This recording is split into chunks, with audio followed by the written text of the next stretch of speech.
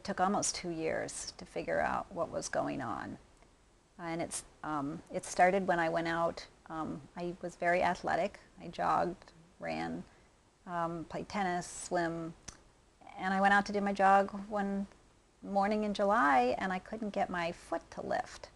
And it was just odd, so I came home and I was like, what's going on? My foot just keeps dragging along.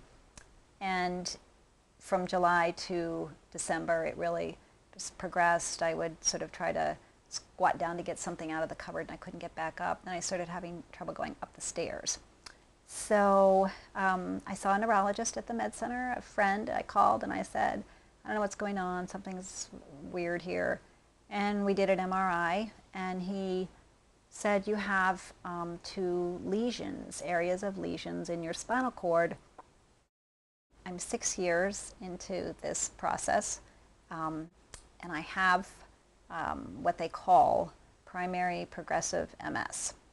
There are 4 types of MS, and unfortunately I have the bad type, which comes later in life, but there is no cure, really very few interventions right now that are available that you can treat the symptoms, but you can't really treat the disease. Finally broke down and got a scooter, which I hate. I hate the term, I hate the whole idea of having to rely on it, but it got me through Eliza's soccer games this fall, and it was really important to me to be able to get out to the field and watch her play. Eliza is a great athlete, and she swims competitively. So like this winter, I'll be going into natatoriums for swimming. I have no idea what I'm going to face trying to get in and out.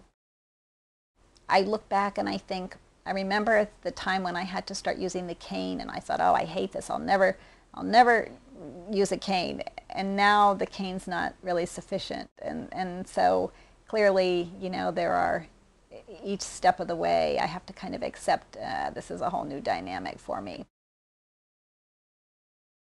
Okay, so we're here at the MRI research facility. My gut feel tells me that they will probably come back and say things have advanced. It's interesting when you do something like this yearly, kind of look back on where you were a year ago, how well you were walking, how things felt. And I won't be surprised if he says, you know, we've seen some enlargement and more activity. I've lost that independence to be able to just go off and do things on your own, which really bothers me. We went to pick up Alden's car once at the car dealer. She had her car serviced, and he said, I'll go in and pay. And I got out of the car to come around to the other side, and I fell. And so I'm laying there in like the parking lot, and I couldn't get back up. And he was in there for like 25 minutes, and I'm just laying there going, oh my God, this is ridiculous. And then he came out, and I heard him say, Mary, Mary. And I'm like, I'm over here. I'm on the other side of the car. And you know, it's like, you learn to laugh a lot about it. It's just, sometimes it's just the most ridiculous thing. Will it reach a point where I'll need constant care and attention? That's really hard for me to talk about. So I hope not. It can, if you read about it, it can get progressively worse for people so that they're constantly either in a wheelchair, but my goal is to like never be in the wheelchair.